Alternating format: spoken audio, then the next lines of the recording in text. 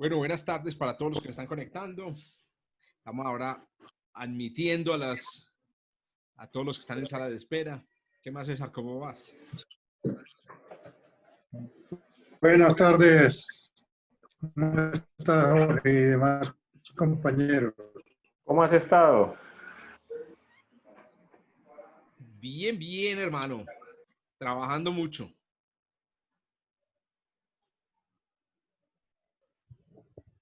Trabajando mucho desde la casa. Pucha. O viviendo en el trabajo, yo no sé. Una de dos.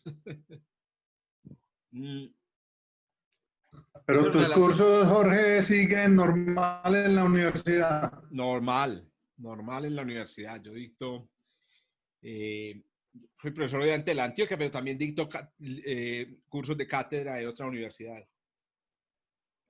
Entonces ya comenzamos y bueno, voleo duro, porque hacer cursos virtuales es complicado. Hay que hacer muchas cosas más que en un curso normal. Sí, seguro.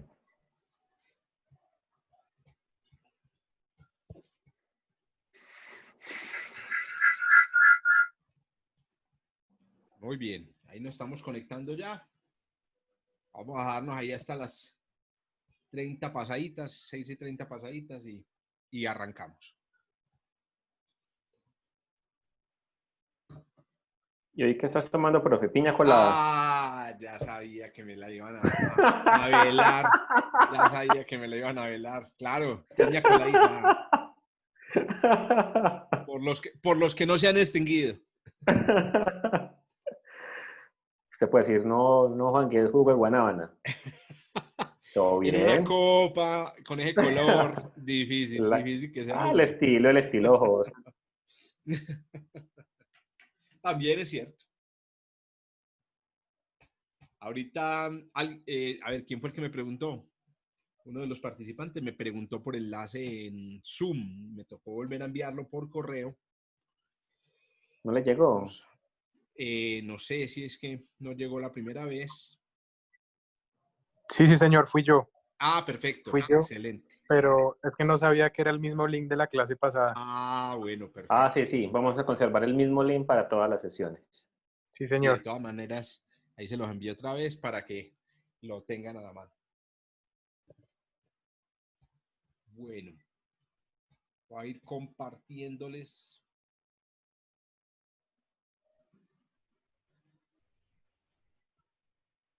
Vamos compartiendo por aquí pantalla.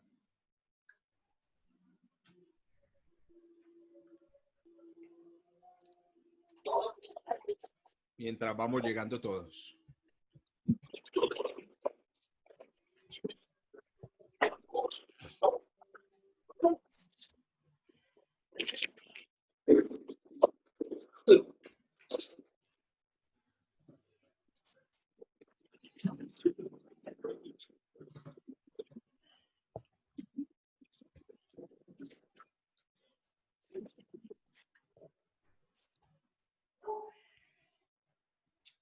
Participantes. Listo. Vamos a ver el chat.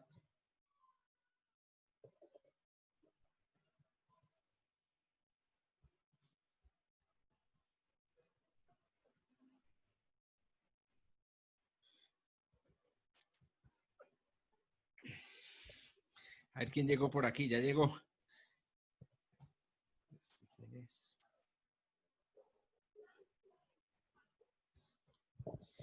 Bien, en este momento son las 6:30. Vamos a darnos ahí 2 minuticos para que vayan terminando de entrar. Igual todo queda debidamente grabado. Así que si un día les toca llegar un poquito tarde, no hay problema. Profe. ¿Qué hubo, Gerardo? Una consulta. ¿Los murciélagos son alguna especie también que tienen que ver con los dinosaurios? Pues como ellos no tienen plumas, sino unas membranas, no sé si de pronto tengan alguna familiaridad. No, los murciélagos son mamíferos. Son mamíferos y esa característica que tienen de que pueden volar y tienen alas en los brazos, tienen piel en los brazos, se les llama un carácter convergente. Un carácter convergente. ¿Eso qué quiere decir? Que distintos organismos que no tienen, digamos, una relación muy, muy cercana, genética, tienen ese carácter. Me refiero a poder volar y en particular tener piel debajo debajo del brazo, entre el brazo y el torso. Ustedes saben que los pterosaurios también tenían esa característica, pero mamíferos y pterosaurios están muy lejos en la evolución. Entonces, sí, entonces, perdón, no. La respuesta corta es no. Los murciélagos no tienen relación cercana con los dinosaurios, ni con las aves, obviamente. Ahora sí, de todas maneras es impresionante que hayan aparecido mamíferos voladores. Que a propósito, los murciélagos es porque pueden despegar, ¿cierto? Porque también hay otros mamíferos que pueden volar sin despegar, que son hay ardillas que pueden hacerlo porque también tienen piel debajo del brazo. Bueno, muy bien, entonces. Esa piel para planear. Exacto. Cuando se lanzan, como son arborícolas, entonces ellos se lanzan y para, digamos, atenuar la velocidad de la caída, extiende los brazos y ahí aparece entonces esa piel que tienen debajo del brazo y les ayuda a aumentar la fricción con el aire y con eso a detener, digamos, la caída un poquito. Bueno, vamos a comenzar entonces. Para los que llegaron, buenas noches. Me alegra mucho tenerlos otra vez por aquí con nosotros. Como siempre, antes de comenzar, les agradezco a los que puedan prender sus videos. Ya les decía que me encanta hablarle a seres humanos en lugar de nombres, pero no es obligatorio que permanezcan con los videos prendidos todo el tiempo. Si necesitan pararse, si se aburren, si se tienen que ir, no hay problema en que lo apaguen en algún momento. Bueno, entonces, ¿cómo vamos a comenzar entonces la sesión de hoy? La sesión de hoy la vamos a comenzar mientras termina de caer, digamos, algunos participantes que todavía no han llegado. Vamos a comenzarla revisando la trivia, como les decía en el correo electrónico. Es bueno que la presenten antes de que la revisemos. Vamos a ver. En total, 14 de ustedes participaron en la trivia. Me parece excelente. Los que no participaron, anímense para la próxima. Aquí van a ver las preguntas y se van a dar cuenta de que tampoco es que son preguntas del otro mundo. Entonces, la primera pregunta era, ¿qué son los fósiles? ¿Qué son los fósiles? Habían varias opciones y veo que los 14 respondieron correctamente. Son restos de todo tipo, ¿cierto? Huellas, impresiones, desechos, huesos que dejan los animales extintos. Perfecto, ahí no hay ningún problema. La segunda pregunta era, ¿cuáles de las siguientes especies no pertenecen al taxón dinosauria? Es decir, no son dinosaurios. De estas especies que fueron mencionadas en la presentación anterior. Y veo entonces que aquí sí hubo un bajón en el número de respuestas correctas. De todos esos organismos que mencionamos y que están puestos ahí, solamente el Kronosaurus no es dinosaurio. No es dinosaurio. Recordemos que el Kronosaurus es un reptil marino, ¿cierto? Que existió en las aguas someras del Cretácico y cuyos fósiles se han encontrado en Boyacá, en Villa de Leyva justamente. Pero Gallus domesticus, dinosaurio, ¿cierto? Positivo para dinosaurio, como decimos hoy en día. Positivo para dinosaurio. A ver, hombre, ¿quién me cuenta? Ah, bueno, ahí está, perdón, las gallinas. Archaeopteryx litográfica, dinosaurio. Se considera entre los primeros dinosaurios voladores, ahora que hablamos con Gerardo, entre los primeros dinosaurios voladores, y ese es el famoso dinosaurio que se encontró en una caliza, en una piedra caliza, donde aparecen las huellas de sus plumas. Y Troodon formosus, acuérdense que era el geniecito entre los dinosaurios ya al finales del Cretácico. En la taxonomía biológica, ¿qué es Tyrannosaurus? Muy bien, entonces aquí veo que más o menos en una tercera parte, el Tyrannosaurus es un género, no es una especie. Recuerden que tenemos géneros, que son grupos de especies, y especies, que son ya un organismo muy concreto. No es una especie, no es una familia. que a propósito, esa palabra familia tiene una connotación muy específica. Y es un taxón de dinosaurios con plumas. Este es muy interesante porque resulta que también habían otros taxones de dinosaurios con plumas.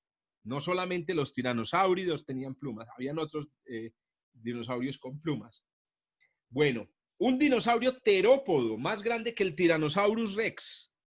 Vamos a ver que casi perfecta las respuestas. El Giganotosaurus carolini, que era una bestia aún más grande que el Tyrannosaurus Rex. Pero ojo con esto, suramericano. También tuvimos nuestros gigantes. La disciplina que combina los métodos de la biología y la paleontología, perfecto, respuesta perfecta. Se llama la paleobiología. Mucho de lo que yo voy a hablar aquí es de paleobiología realmente. ¿Cómo sabemos que algunos dinosaurios eran inteligentes? Perfecto. Por el tamaño de sus cavidades cerebrales. Ninguno puso ninguna de las opciones ahí engañosas que había. ¿Por qué sospechamos que las golas y los cuernos de los ceratópsidos tenían funciones sexuales? Es decir, las utilizaban ahí para atraer a las hembras, porque digamos los que tenían decoraciones y cuernos grandes eran los machos, era porque solo les crecían hasta la madurez sexual. ¿Cuántos géneros aproximados de dinosaurios se han descubierto a la fecha? Esta era la pregunta, digamos, jodida, porque era un número. Siempre los números son jodidos, pero entonces van a recordar 1.300 géneros más o menos. En una diapositiva lo habíamos visto. Para que se hagan una idea de aves actualmente, de aves vivas actualmente pueden existir por ahí unos 6.000, 7.000 géneros de aves, ¿cierto? De mamíferos pueden haber también unos 6.000 géneros de mamíferos, ¿correcto? Bueno, es decir, los dinosaurios, no diría, entonces hubo un poquito de dinosaurio. No, esos son los que se han descubierto en el registro fósil. Dinosaurios no aviares. Ojo con eso. ¿Qué son los melanosomas? Esto es un descubrimiento maravilloso. Son unos organulos que son partecitas dentro de la célula que eran el que les daban los colores a las plumas y a la piel de los dinosaurios, que se los dan a la pluma de la piel. Se han encontrado huellas de estos orgánulos melanosomas en algunos fósiles. Uno de los procesos físico-químicos claves que transforman tejidos, o sea, huesos, en fósiles, perfecto, casi perfecto, se llama permineralización. Recuerden que eso es que los minerales que hay en el agua y en el suelo se meten dentro de las células, se meten en los intersticios de los huesos, en los intersticios de los tejidos, y los convierten en roca. Recuerden que los fósiles corporales son rocas, las rocas más fantásticas, como pocas hay en el universo. ¿Cuál de las siguientes disciplinas o técnicas no tiene relación o no se aplica del todo en la investigación paleontológica? Entonces, alguno dijo que de las matemáticas. Ojo con eso, wow, las matemáticas, wow, son tremendas. Otros dijeron la simulación. Hombre, por ejemplo, la biomecánica de los dinosaurios, cómo caminaban, a qué velocidad se movían, ¿cierto? Con qué fuerza batían la cola al diplodocus. Todo eso se hace por computadora. En realidad, todas se aplican, todas las que hay. Y finalmente, ¿cómo sabemos que muchos dinosaurios tenían plumas? Casi perfecta también la respuesta. Entonces, recuerden que fue por impresiones que quedaron en la roca. Cristian, ¿tienes una pregunta? Por favor. Buenas noches. Buenas sí, noches, señor. Cristian. ¿Cómo saben que a los triceratops se les crecían los cuernos hasta la madurez sexual? Maravillosa pregunta, don Cristian. La respuesta, digamos, no hay respuestas sencillas cuando hablamos de animales extintos, pero hay que decir una cosa, a los ceratópsidos, de los ceratópsidos se han encontrado fósiles de todas las edades, Entonces, ¿cuál es el resultado? Cuando uno coge los fósiles y los organiza, digamos, desde el cráneo más pequeño hasta el cráneo más grande, descubre en qué momento ya el ceratópsido, digamos, tenía el cráneo completamente desarrollado, ya tenía todas las características de ese cráneo. Ahora, ¿cómo sabían que ese era la madurez sexual? Porque uno dice, no, pero le crecían cuando ya estaba viejito. ¿Cómo sabían que esa era la madurez sexual? Bueno, en parte, digamos, también lo sabían por la estructura microscópica de los huesos. Es increíble, pero no se pueden fosilizar las células, pero es posible observar en el microscopio los huesos y ver la estructura de las células del hueso o las estructuras microscópicas de los huesos, y ahí está escrito el estado, digamos, de desarrollo, si eres un juvenil o si eres un adulto en los dinosaurios. Y hemos ya visto esas estructuras en los huesos de muchos dinosaurios, en los fósiles de huesos. Profe, ¿también nos podrías explicar sobre esos tiempos del Mesozoico? Por supuesto. Bueno, eso, ya que lo mencionas, como ustedes saben, yo les dejé una tareita. No quiero que se me asusten, no quiero digamos, que piensen que estas cosas que les estoy dejando son completamente obligatorias, que están en un colegio, que están en una universidad. No, esto es para el que quiera, para que quiera gomosear. Le agradezco mucho a los que la hicieron y la resolví y me la enviaron. Ahí la revisé, maravilloso. Les agradezco a los que la hicieron y no la enviaron, no tienen que enviarla necesariamente. Pero todo lo que les estoy proponiendo ahí es para ampliar un poco las cosas que estamos viendo aquí, porque naturalmente yo no soy capaz de decir todo lo que podría decir. Ustedes tienen que explorar.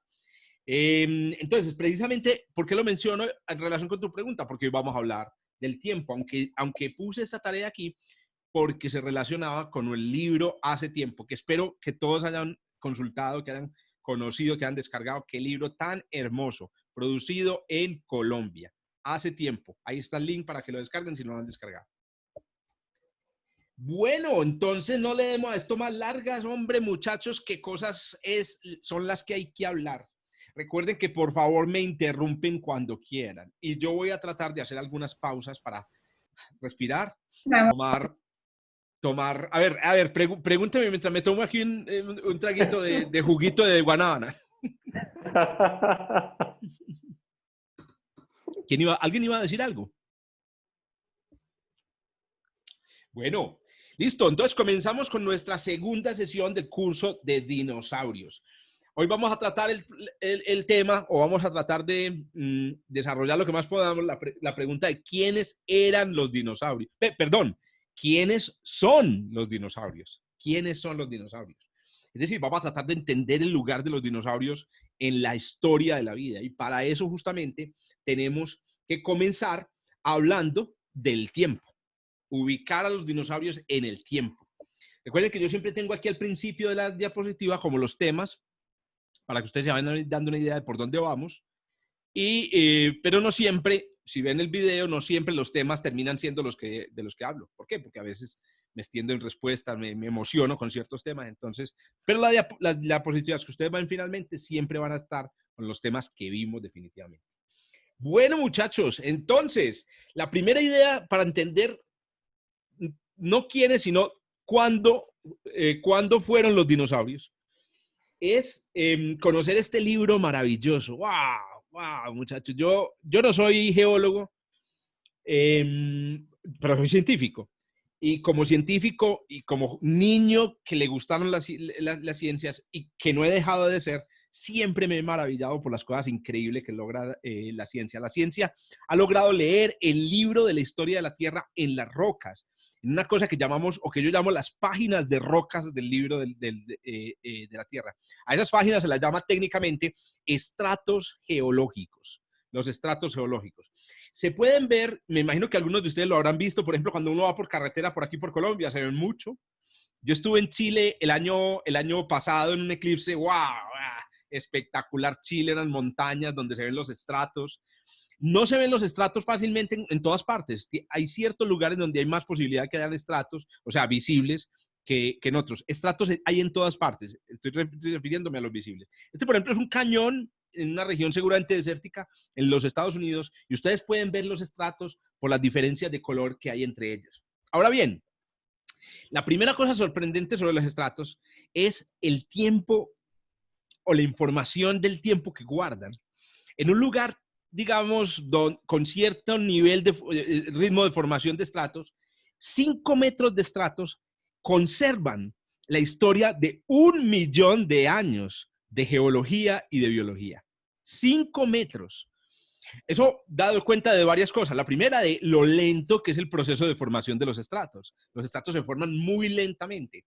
Y lo otro, lo comprimido que está el libro de la vida o el libro de la historia de la Tierra ahí. Ahora, esa equivalencia de 5 millones, 5 metros, 1 millón de años, nos permite hacer equivalencias más cercanas, porque le pregunto yo a ustedes, ¿qué es 1 millón de años?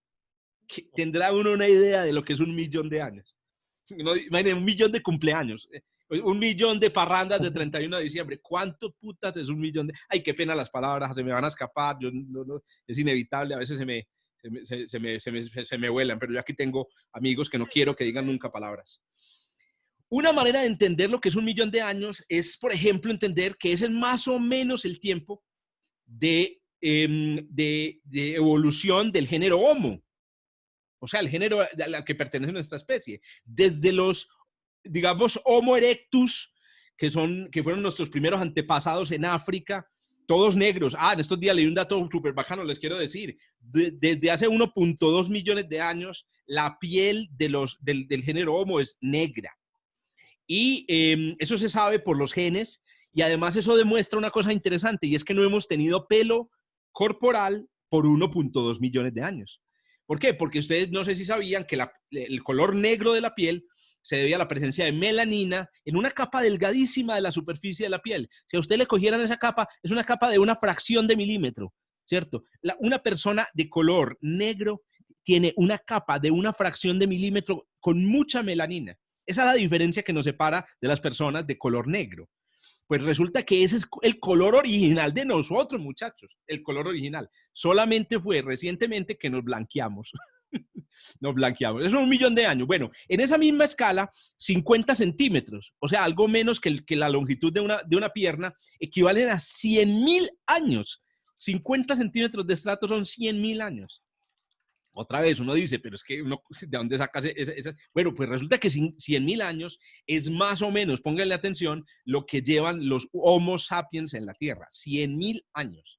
100.000 años más o menos, hace unos 40.000 años realmente, fue que nos volvimos blanquitos. ¿Saben por qué nos volvimos blanquitos? Nos volvimos blanquitos porque salimos de África y en Europa no llega tanto el sol. Y resulta que nosotros tenemos un defecto químico y es que no fabricamos vitamina D.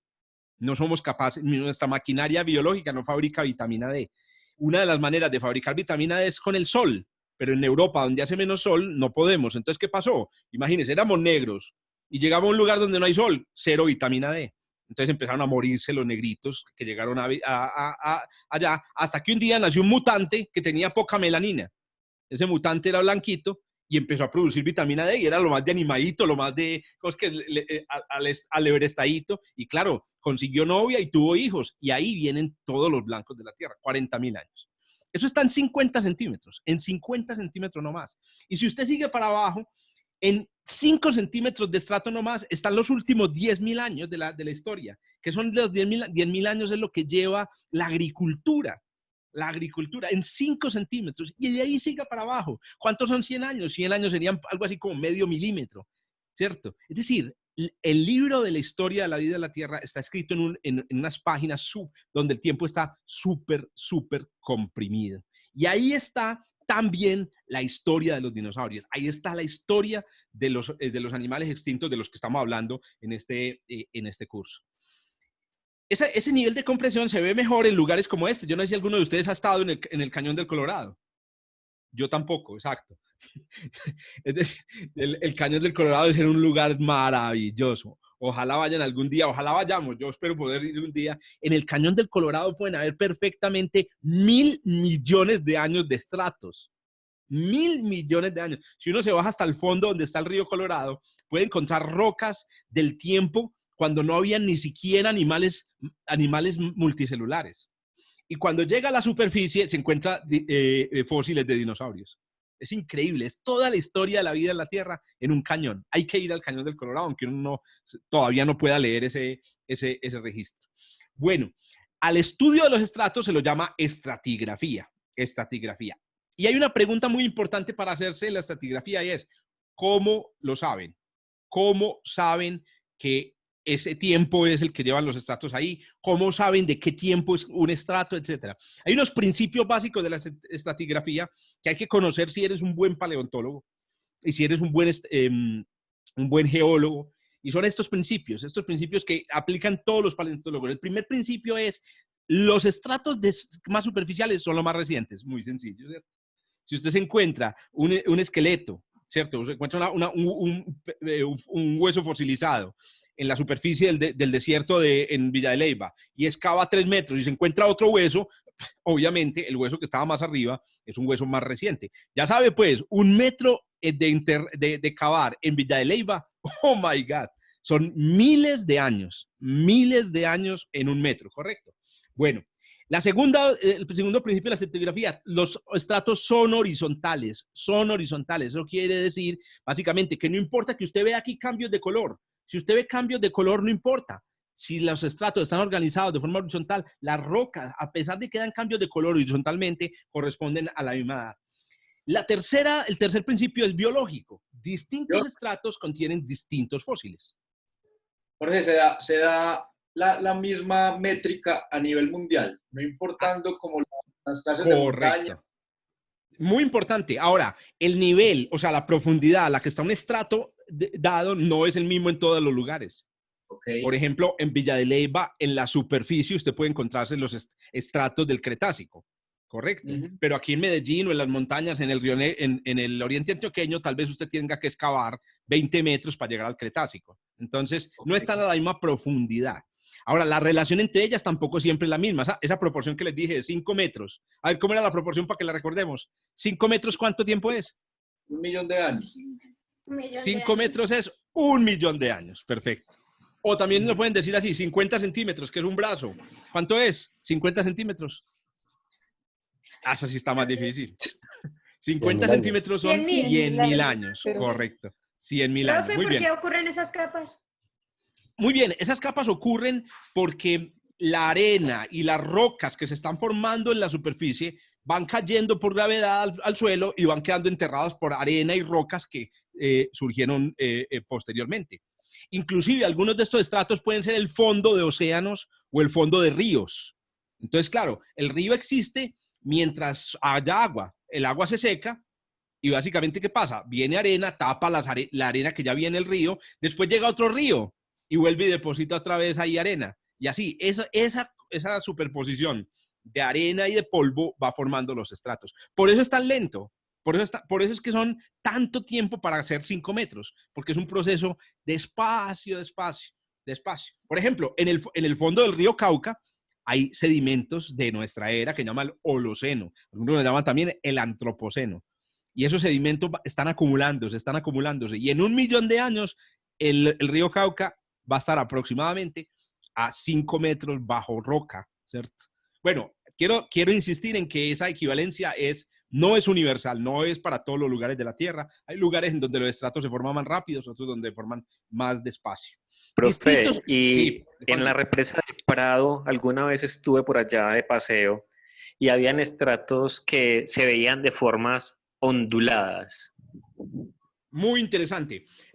Cuando decimos aquí que los estratos son horizontales, es que la formación es horizontal, pero las fuerzas en las rocas, que sufren las montañas, pueden torcer los estratos. Entonces, por ejemplo, en Chile, unas bellezas de estratos que se veían diagonales, pero se veía que los estratos habían sido horizontales y se voltearon. Y el otro es el que vos decís, ondulados, es decir, los choques ondulan los estratos. Es como un libro. Vos sabés que las hojas del libro son horizontales, pero si vos lo mojás, ¿cierto? Lo restrujás, entonces el libro empieza a arrugarse, etc. Entonces, esos son estratos arrugados. Jorge. Señor. Quiero mencionar algo, no sé si te acuerdas, en un capítulo de One Strange Rock, algo así como el 6, donde muestran una pared en Bolivia con unas huellas de dinosaurios. Verticales. Hermoso. Ese es de pronto valdría la pena que lo incluyeras ahí como una... Maravilloso. Sabes que lo iba a incluir y se me olvidó. Cuando hablé de las huellas el pasado, pero bueno, por ahí se los voy a mandar. Esa imagen espectacular y además la serie espectacular también. Bueno, muy bien. Ahora, ¿cómo saben cuál es la edad que tiene cada estrato? A la técnica para saber la edad de cada estrato se lo llama geocronología. Cualquier paleontólogo que se respete sabe de geocronología. Funciona con elementos radioactivos. Hay elementos radioactivos en todas las rocas de la Tierra. En el muro de tu casa que está hecho de material, ahí hay elementos radioactivos. ¿Qué pasa? Los elementos radioactivos, los físicos sabemos, siguen una ley de descomposición muy sencilla. Es increíble lo sencilla que siguen de esa ley. Yo diría que la ley está entre las leyes de la física cuántica más sencillas que existe, porque es una ley cuántica. Esa ley dice que si usted arranca con 1 kilo de material radioactivo, 1 kilo de material radioactivo puro, ¿correcto? Por ejemplo, potasio. Después de un cierto tiempo va a tener la mitad, 500 gramos. Después del mismo tiempo anterior va a tener la mitad de la mitad, o sea, 250 gramos. Después del mismo tiempo que mencioné va a tener la mitad de la mitad. Es una ley súper sencilla. Se llama la ley de la semivida. Y el tiempo que se demora en descomponerse la mitad se llama la semivida.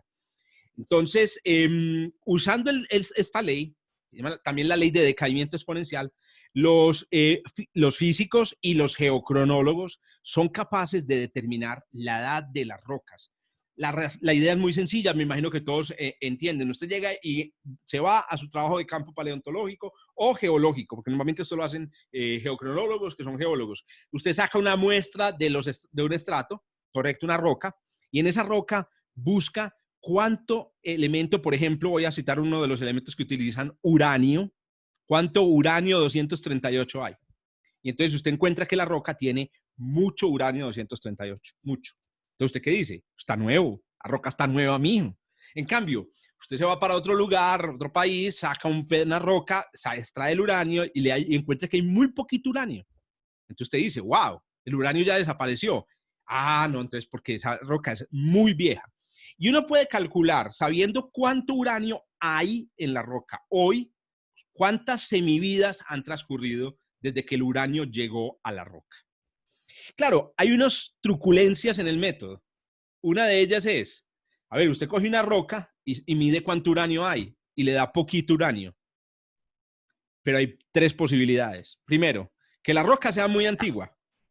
Segundo, que la roca originalmente tenía poquito uranio, ¿cierto? Y tercero, que la roca era muy chiquita. Usted era con una roca muy chiquita, entonces había poquito uranio. Entonces, ¿usted cómo hace para saber cuál de todas esas y poder determinarla? Entonces, en realidad el método es un poquito más complicado. Yo no voy a enredar más la pita, pero les quiero decir que el método realmente geocronológico que se utiliza hoy en día para ponerle la edad a las rocas es un método que utiliza realmente de a 2 elementos químicos. Por ejemplo, dos elementos radiactivos. Por ejemplo, el uranio tiene 2 isótopos. Uno llama uranio 238, uranio 235, que se descomponen a distinta velocidad. Por ejemplo, el uranio 238 tiene una semivida de algo así como 700, perdón, pucha, me olvidó, de 5.000 millones de años. 5.000 millones de años. En cambio, el uranio 235 tiene una semivida de 700 millones de años. Entonces, los dos tienen una velocidad de decaimiento, digamos, muy diferente. Entonces, miren qué pasa. Si usted se encuentra una roca en donde haya la misma cantidad de uranio 235 que de uranio 238, claro, la misma cantidad por gramo, o la misma que usted esperaría, usted dice, esta roca está nuevecita, papito. Porque si hay lo mismo, si hay la misma cantidad, o si hay la proporción, digamos, natural, es porque no se han desintegrado. ¿Qué pasa si pasa el tiempo? Miren, si pasa el tiempo, usted lo que va a notar es que en la roca debe haber, por cada semivida, por cada vez menos uranio 235. Y por la misma razón, las rocas más antiguas de la Tierra prácticamente no tienen uranio 235 y casi, digamos, y tienen mucho uranio 238. Ese es el principio básico de la geocronología y todo lo que vamos a decir sobre la edad en la que viven los dinosaurios se basa en ese método. Hágame el favor. ¿Cuántas cosas hay detrás de uno que uno habla así de manera irresponsable? Los dinosaurios son animales mesozoicos. No se imagina uno las cosas que hay detrás de eso. Porque a propósito, medir la cantidad de uranio en una roca es una cosa dura, dura. Me acuerdo mucho un capítulo de Los Simpsons en donde Bart un día llegó a ponerse la ropa y abrió el cajón y en el cajón habían medias limpiecitas y él dijo, oíste, nunca me había preguntado cómo llegan estas medias aquí. Yo saco medias y siempre encuentro medias limpias. Claro, la mamá por allá, Marge, y así, y mi esposa siempre me regaña. Mi esposa siempre me saca en cara ese ejemplo. Profe, Juan Felipe tiene una pregunta. Juan Felipe, por favor. No, es que yo quería decir, si para, pues, con ese método que nos dijiste para determinar la edad de la roca, si eso es aproximadamente o hay un método para decir, o sea, esta roca tiene 1 millón de años. O son Gracias, más Juan Felipe. Todas las medidas que se hacen en geocronología tienen errores, y tienen errores a veces muy grandes. O sea, vos puedes medir la edad de una roca y te da 70 millones de años, más o menos 5 millones de años. O sea, que podría ser 65, podría ser 75. Pero, ojo, entre más avanza la tecnología nuclear y la tecnología de datación nuclear, más precisas son las determinaciones. Y entre más buenas las muestras, entre mejor física tenemos, más precisas. Por ejemplo, la edad, el tiempo de extinción de los dinosaurios se conoce con una precisión, o el momento, por ejemplo, de la caída del asteroide, se conoce con una precisión que es inferior a los 100.000 años. O sea, uno puede precisar, digamos, el momento del impacto en 66.1 millones de años, lo que es muy bueno, pues, para una determinación utilizando un método tan complicado. Entonces, pero sí, todas tienen un error. Profe, Sí, Cristian. y hablando de lo de que usted habló de la extinción, entonces, ¿por qué dicen que sí, que por ejemplo, que si hubiera el asteroide hubiera caído estos segundos después o antes, o después más bien, ¿por qué dice que hubiera sido diferente la vida en la Tierra? Ah, sí, es una historia muy interesante porque resulta que el asteroide golpeó un lugar de la Tierra muy específico en el que hoy es la península de Yucatán, que era muy rico en minerales de azufre. Y eso produjo mucho dióxido de azufre, que es un polvo que tapa el sol. Si no se hubiera producido tanto dióxido de azufre, no habría habido tanto frío. Entonces, ¿qué sucede? Ahora, el asteroide venía a una velocidad impresionante, pero la Tierra va rotando, va rotando. Si el asteroide se hubiera demorado 1 hora en caer, un poquito, se hubiera demorado, se quedó conversando con Júpiter, alguna cosa, entonces tal vez no cae en la península de Yucatán y tal vez los dinosaurios no aviares no se extinguen, muchachos. Tal vez no se habrían extinguido.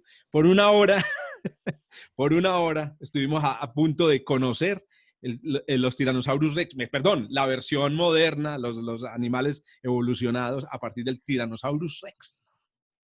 Ah, profe, y no entendí muy bien cuando usted explicó lo de los experimentos nucleares que utilizaban para saber la edad. No entendí muy Sí, bien. sí, lo que quería decirles es que para poder contar la clave es contar cuánto uranio, en realidad cuánto uranio y cuánto plomo, porque el plomo es el resultado de la desintegración. ¿Cómo cuenta uno átomos? Porque hay que contar átomos y hay que distinguir el uranio. Entonces, eso se hace en unas máquinas muy grandes que se llaman espectrómetros de masa. Unas máquinas grandísimas, las tienen los institutos de investigación, cuestan miles de millones de pesos. Y es una máquina que, te digo, esencialmente te cuenta los átomos uno por uno. 1, 2, 3. Una máquina maravillosa. Esos son los métodos, digamos, de determinación de la cantidad de uranio y de plomo que hay en una roca. Bueno, y una pregunta. Yo voy a hacerme una autopregunta. ¿Y si uno no tiene el elemento? ¿De todos los estratos hemos encontrado el uranio y plomo? No. Si no tenemos el elemento, es posible que tengamos estratos alrededor del lugar en el que se encuentra el fósil. Entonces ahí se utiliza una técnica súper interesante, se llama, yo creo que todos ustedes la conocen, regla de 3. Regla de 3. ¿Simple o compuesta? Simple, no, compuesta ya sería un desastre para la paleontología. No, miren la técnica tan sencilla, la técnica es, si usted tiene un estrato aquí arriba y que está bien datado, y usted dice, este estrato está en una capa de 50 millones de años, y este está a 70 millones de años, 50, 70, y usted se encuentra un hueso en toda la mitad. Entonces, ¿cuál es la edad de ese hueso? Ahí le dice, a ver, Tim María, ¿cuánto es? A ver, si este es de 50, porque los de 50 están más arriba, y este es de 70, ¿en qué edad está este hueso? 60. 60, que es la mitad. Exacto. O usted, eso. ¿Y cómo sabe usted que está en la mitad? Usted coge una cinta de, ¿cómo es que llama? De estas de... Cinta métrica. una cinta métrica, una regla, es una regla, un flexómetro de carpintero, va y mide la roca, los he visto midiendo la roca y diciendo cuántos centímetros, porque a veces no está en la mitad, si no está en la mitad, entonces ¿qué hace uno? A ver, si 20 millones de años corresponde a 1.2 metros, 43 centímetros, ¿a cuánto correspondería? Una regla de 3 pencueca. Y les digo, así es que se ha determinado la edad de muchos de los fósiles que conocemos de dinosaurios. Profe, yo estuve con ustedes en una serie de Chernobyl, una fabulantástica serie, y estoy súper interesado en cómo funcionan las plantas nucleares y sobre los elementos radioactivos. Y ahorita hablaba sobre el uranio, y uno siempre asocia uranio a radioactividad y a Chernobyl.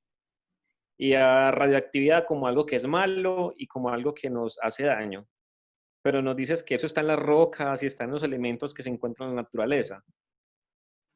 Muy bien, excelente. Gracias, Juan Guillermo, por hacer la pregunta, porque hay que aclararlo. Muchachos, nosotros vivimos rodeados de radioactividad. La radioactividad es un fenómeno natural, ambiental, obvio, pues, es decir, es que no podríamos vivir sin radioactividad. La radioactividad es importante incluso para la vida, para las mutaciones.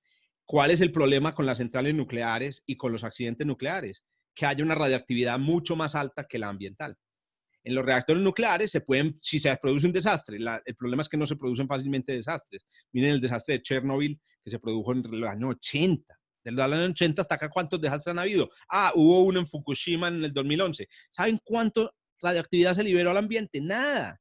Nadie se murió por la radioactividad que liberó Fukushima. Entonces, sí, la respuesta corta, Juan Gui, es que lo que es peligroso es un exceso, que haya más de lo normal que hay en el ambiente. Como dice una política en Colombia, también el agua en exceso mata. Bueno, señor Juan Felipe. Que tú dijiste que en Fukushima la radioactividad no mató a nadie, lo que mató fue el tsunami. Sí, o sea, esa es una afirmación, no es una pregunta, ¿cierto? Eso. Claro. Inclusive, ¿saben qué mató personas? Hubo mil muertes de personas de edad por estrés. ¿Cómo les parece? No por exposición a la radiación, sino por estrés. Porque bueno, también por frío. Sí. También por frío parece. Por frío, muy importante. Es que usted, no generaban las plantas. Eso es completamente correcto. O sea, no había calefacción en las casas. Mucha gente murió por razones que no son relacionadas con la radioactividad. Bueno, tienen que ver el videocurso. Bueno, haciendo estas medidas, los geocronólogos y los cronoestratigrafistas han dividido el tiempo geológico de acuerdo a los estratos en los que aparecen los fósiles o ciertos fenómenos digamos, geológicos. Lo han dividido en un sistema que llama el sistema geocronológico en la Tierra, ¿cierto? Hay que distinguir bien la geocronología, que tiene que ver con la determinación de la edad, con los núcleos radioactivos, etcétera, y la cronoestratigrafía, que tiene que ver con la relación entre las edades y los fenómenos biológicos y físicos que ocurren. Los paleontólogos utilizan permanentemente cronoestratigrafía. Los geólogos utilizan geocronología.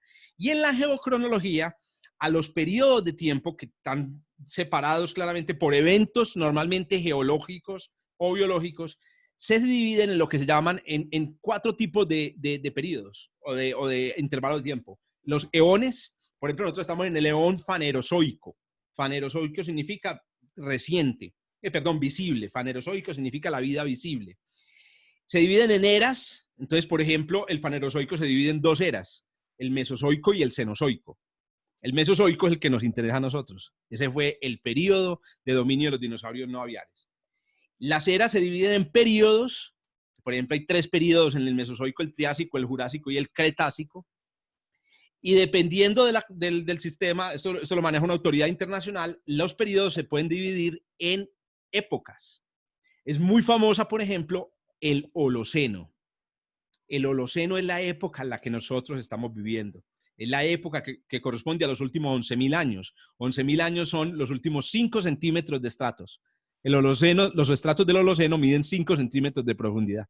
En algunos lugares, pues repito, que pueden ser diferentes de unos a otros. Esto es lo que dice la cronología, la geocronología. La cronoestratigrafía hace una división parecida, pero en eonotema, eratema sistema, serie y piso. ¿Y por qué menciono estas palabras raras? Aunque se nos van a olvidar. No se nos van a olvidar porque no pierden el quiz. No, mentiras que no. Van a recordar, por lo menos van a recordar, porque son los que más se usan. Era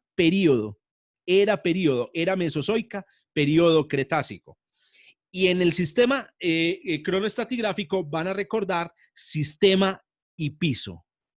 Sistema y piso. Entonces, en realidad, en la cronoestratigrafía, que es la que se utiliza en la paleontología, el Cretácico es un sistema de estratos, que se divide en una serie de pisos. Usted habla con un paleontólogo y el paleontólogo le habla de los pisos del Cretácico. Los pisos del Cretácico son etapas en las que hay distintos tipos de fósiles. ¿Por qué menciono este detalle? Porque se van a encontrar, porque una de las razones por las que yo hablo o por las que yo dicto este curso es para que ustedes y yo podamos entender la información que nos dan sobre los dinosaurios, por ejemplo, en las redes. Miren, por ejemplo, este caso tan interesante. Yo lo mencionaba la vez pasada, ¿se acuerdan? En Colombia se descubrió al menos un género de dinosaurio, que era el Padillasaurus leivaensis, ¿correcto? Bueno, pues resulta que este dinosaurio se descubrió en el Barremian. Y entonces no le dicen el Barremian. ¿Qué es eso, hombre? ¿Qué es el Barremian? Bueno, pues resulta que el Barremian es uno de los pisos, ¿cierto?, del Cretácico. En particular, es parte de lo que llaman el Cretácico inferior. Entonces, así se van a encontrar ustedes. La extinción de los dinosaurios ocurrió en el Maastrichtiense, ¿cierto? Y así ustedes se van a encontrar en los libros, en las lecturas, estos nombres extraños, y usted dice, pero a mí, ¿por qué no me hablan en cristiano? Es que dígame Cretácico, que yo le entiendo. Pero ¿por qué me tiene que hablar de Maastrichtiense? Bueno, porque es un periodo, es un piso dentro del Cretácico muy importante. La duración de estos pisos es de millones de años, desde centenares de miles a millones de años. Y ahí pasaron un montón de cosas. Entonces son nombres que ustedes nos vamos a encontrar en la literatura. Cuéntame, Alejandro. Dos cositas, dos preguntas. Una, ¿de dónde vienen esos nombres? Cretácico, terciario, bueno. Y la otra es si las divisiones o los intervalos tienen la misma duración o no. Bueno, los nombres normalmente vienen de los lugares donde se descubrió el estrato y se lo estudió en profundidad. Por ejemplo, Maastrichtiense viene de una región de, creo que es Holanda, donde se descubrió. Es Holanda, gracias, excelente. Es Holanda donde se descubrió. Bueno, el Cretácico, por ejemplo, también tiene una relación con la región donde se lo descubrió, pero Mesozoico, Mesozoico, bueno, Triásico no sé, Mesozoico ya no, Mesozoico ya es la vida intermedia, ¿cierto? Fanerozoico, la vida visible. Jurásico viene de los montes Jura también en Eurasia. Entonces es una mezcla de lugares y de significados. Paleogeno, neogeno, estos ya son vocablos en latín y en griego. Holoceno, por ejemplo, significa reciente, el periodo reciente. Y antropoceno, acuérdense que es en el que vivimos nosotros. En el antropoceno hay estratos con huesos de gallina. Muchos huesos de gallina, muchos. Marca Cocorico. Bueno, muy bien, esa era la primera lección de esta noche. Profe, señor. Profe, ¿y de dónde viene como el sufijo saurus? ¿De dónde viene qué? ¿De dónde viene que digan que, por ejemplo, dinosaurio y entonces nombre científico termina en saurus o así? Ah, bueno, esa es una partícula del latín que significa reptil. Correcto. Dinosaurus en realidad significa reptil terrible, porque los primeros en estudiar a estos animales en los 1800 se encontraron, el primer hallazgo de dinosaurio fue, bueno, después descubrieron que había sido anterior una muela, etcétera, unos dientes, pero se encontraron el dedo de un iguanodonte, ¿correcto? Y obviamente los anatomistas decían, ese animal era inmenso. Pucha, eso es un lagarto terrible. Hoy sabemos que los dinosaurios no son saurus. No son lagartos. Es una cosa de los mitos. Los dinosaurios no son lagartos. Pilas con eso. Un lagarto, una lagartija, un dragón de Komodo, ¿cierto? Un basilisco. Ah, basilisco, ese es el nombre del reptil que abre una gola y tira veneno. Son los basiliscos. El basilisco, profe, es el animal que está en la Cámara de los Secretos en Harry Potter. Ah, pucha, no. ¿Sabe qué? No, ven pa' aquí, vámonos, mío, que yo no he leído el libro. No me vaya a spoilear, hermano. No me vaya a spoilear, Juan Felipe.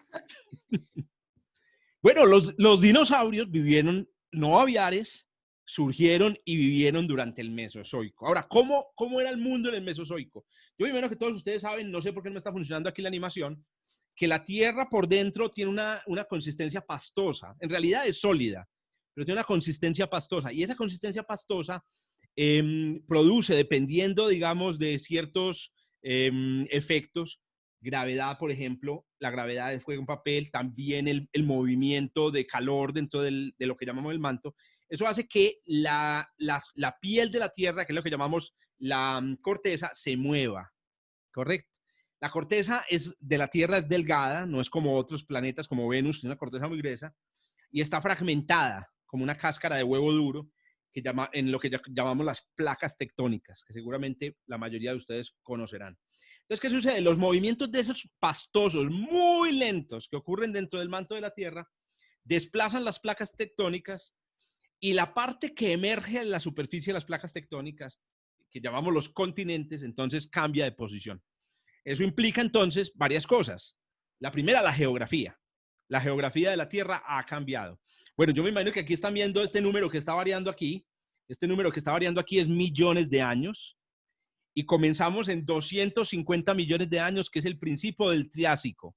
El principio del Triásico. ¿Y hasta dónde llegamos? Hasta el Holoceno. Es decir, esta animación muestra la evolución completa de la Tierra. Entonces, la geografía ha cambiado. Los continentes han cambiado. Pero también los lugares sobre los continentes han cambiado, por ejemplo, de latitud. Esto es un dato muy interesante. Colombia era un país en el Ordovícico, que es uno de los periodos en el Ordovícico. Era un país casi antártico. Era un país antártico, aunque no hacía frío. No, pues no hacía tanto frío, pero sí llegaba poca luz. En el Devónico, un periodo súper interesante, seguía, digamos, cercana a la Antártida. Pero ya en el Albiano, que es uno de los pisos del Mesozoico, en el Albiano ya la Tierra, Colombia finalmente ocupó su lugar digamos, que tiene hoy, es el lugar en el Ecuador. La única diferencia entre Ecuador y polos, recuerden, no es frío. La única diferencia es luz del sol. Luz del sol. En los polos, ustedes saben, cerca de los polos, hay días que duran varios días o hasta meses, ¿cierto? Pero el hielo en los polos no es una característica que ha tenido la Tierra siempre. El hielo de los polos existe más o menos desde hace 50 millones de años en la Tierra, o sea, después del Mesozoico. A los dinosaurios no les tocó ni un poquitico de hielo, ni un poquitico. Posiblemente les tocaron glaciares de la montaña. Es decir, las montañas frías y nevadas en el interior del continente. Pero a ellos no les tocó los casquetes polares. Es más, se han encontrado dinosaurios en la Antártida, pues en los lugares donde se puede encontrar, y no es que fueran precisamente adaptados a un lugar helado. Entonces, si uno quiere entender cómo era el tiempo de los dinosaurios, lo que tienen que entender es cómo estaban distribuidos la geografía. Bueno, ahora uno dice, los dinosaurios realmente se preocupaban por la geografía. Hay dos cosas que hacen a los dinosaurios preocuparse por la geografía. La primera, las migraciones. Las migraciones. En el periodo Triásico, todos los continentes estaban unidos en un solo continente, Pangea. ¿Y eso qué hacía? Que un dinosaurio, si se lo proponía, podía caminarse. Bueno, un dinosaurio no, un dinosauromorfo o un arcosauro, podía caminarse la Tierra entera. Y posiblemente habían migraciones, digamos, muy grandes, no de aves, sino migraciones de reptiles por toda la Tierra. Pero hay otro detalle importantísimo, el clima. El clima. Ustedes no se imaginan lo horrible que es vivir en una tierra con un solo continente. No se imaginan lo duro. ¿Por qué es difícil vivir en una tierra con un solo continente? La explicación es la siguiente. Resulta que la tierra, el piso, recibe la luz del sol, absorbe esa luz del sol durante el día y por la noche se enfría. Y se enfría muy rápidamente. Muy rápidamente. Por eso cuando usted llega por la mañana y coge el bus y se pega a la varilla del bus, ¡qué frío! Claro, porque los metales pierden mucho fácil el calor. Pero el agua, no. La piscina de la unidad, bueno, cuando nos podíamos bañar, la piscina de la unidad se asolea durante el día y por la noche sigue caliente. Entonces, ¿eso qué significa? Que los océanos juegan un papel eso se llama como de almacenamiento de calor, que mantiene el clima donde está el océano de alguna manera moderado.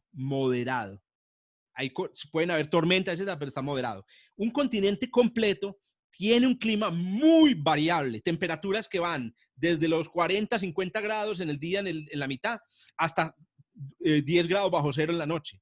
40 grados, 10 grados bajo cero. Entonces, ¿qué pasa? El problema de Pangea era que era en el Ecuador un desierto de raca mandaca. Un desierto ni el hijo de pucha.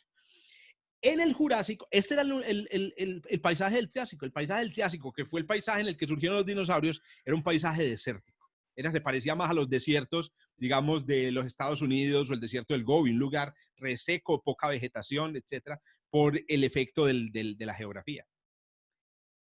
En el Jurásico, el Pangea se dividió en dos continentes, en dos supercontinentes. Uno que es Gondwana, nosotros somos gondwaneses, no sé si ustedes sabían que nosotros somos gondwaneses. Uno es Gondwana y el otro se llamaba Laurasia. Y aquí empezó el milagro más interesante, y es que entre los dos continentes empezó a pasar agua. Pero esta agua que pasó entre los dos continentes era agua que pasaba encima de tierra que apenas estaba separando. O sea que era agua superficial. Eso implicaba que los mares del Jurásico, entre, por ejemplo, Gondwana y Laurasia, eran mares ricos en vida, ricos, mucha diversidad marina, reptiles marinos gigantes. ¿Por qué creen que había un Kronosaurus? ¿Por qué creen que había un Plesiosaurus? Claro, habían pescados por montones, correcto. Pero lo otro interesante es que el clima de la Tierra se moderó, ya no era tan extremo, ya no era tan de extremos tan grandes. Ese es el mundo, ojo pues, en el que los dinosaurios florecieron.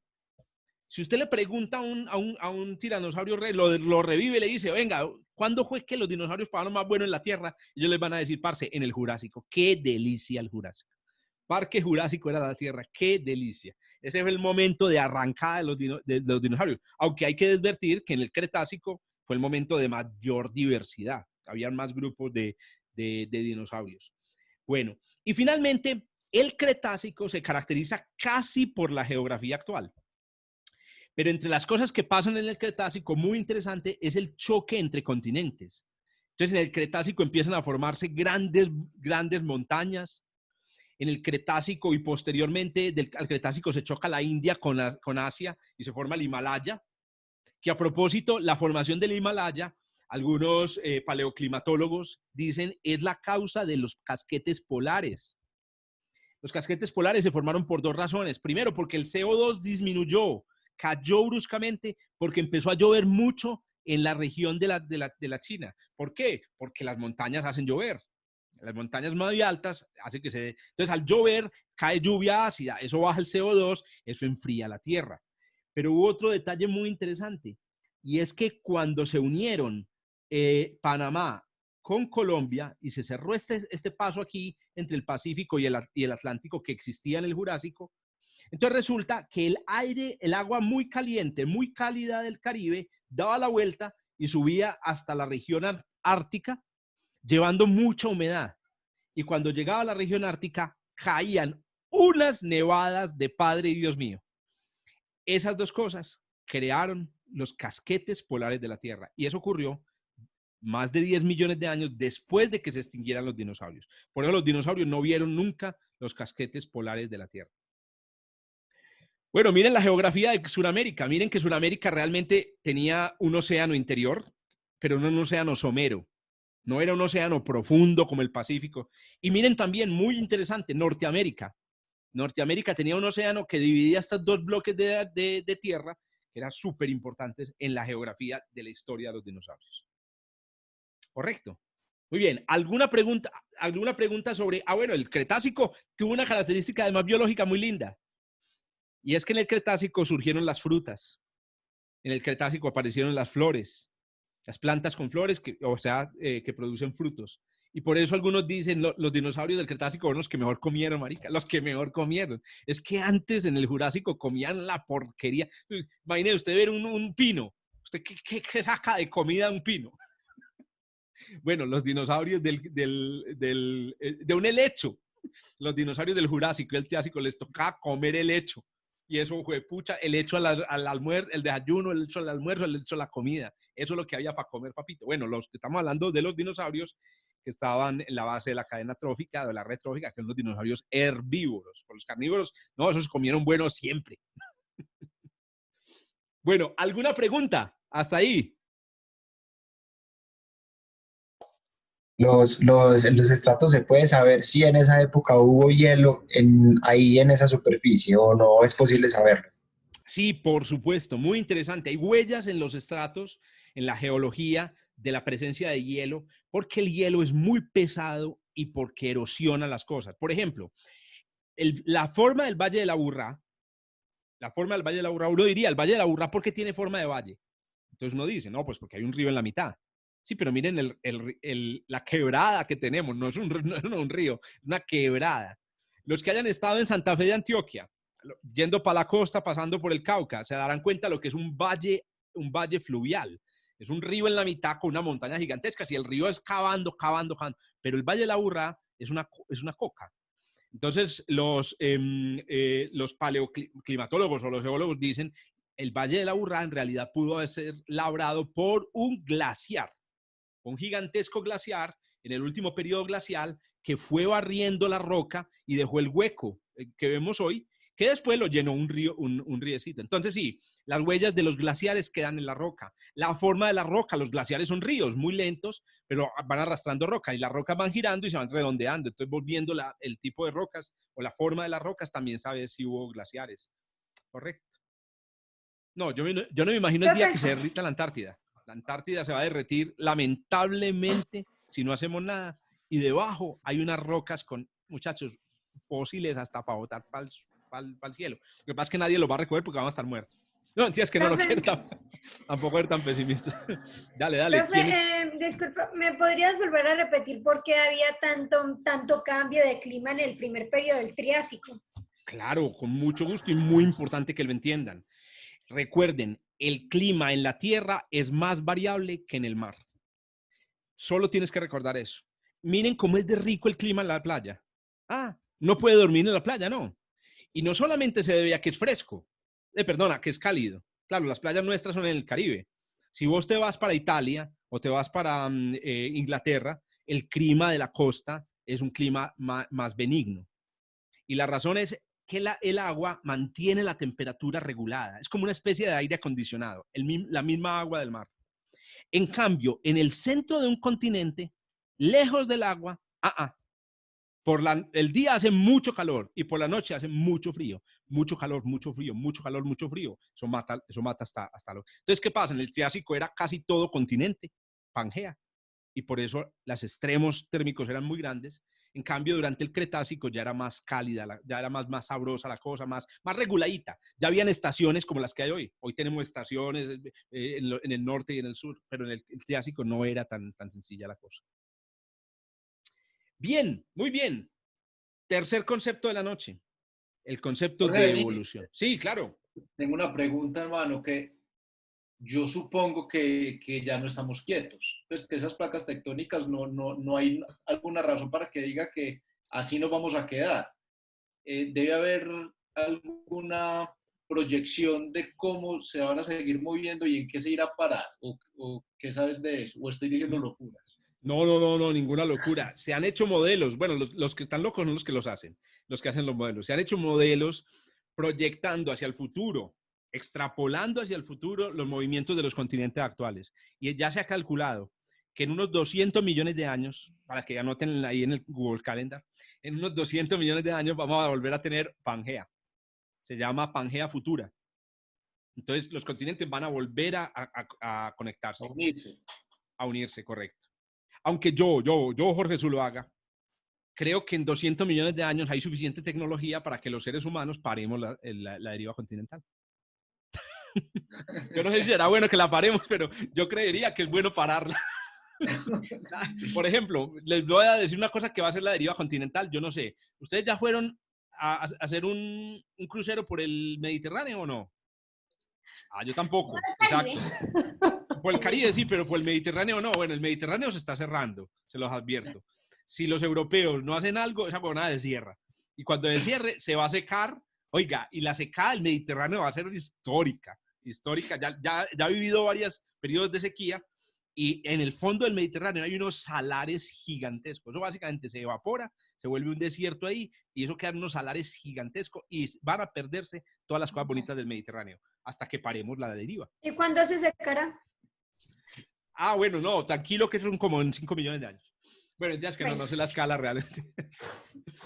Bueno, el tercer concepto de la noche es súper importante para entender los dinosaurios. Miren, ya entendimos cómo es que nos ubicamos en el tiempo. Ya entendimos cuál era el tiempo de los dinosaurios. Acuérdense, los dinosaurios no aviares, mesozoico. Los dinosaurios aviares del Paleógeno hasta el Holoceno. Todavía están aquí estos hijuepuchas.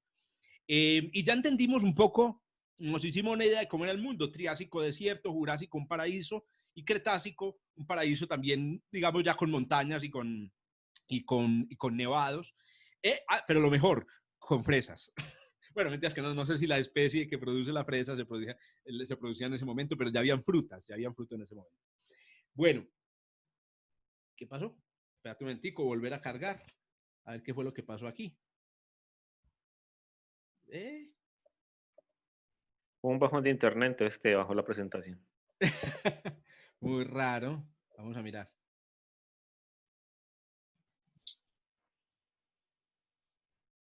Ve tan charro. Partes de esta diapositiva no se han cargado. Espera, intenta volver a... Es que se están como cargando apenas.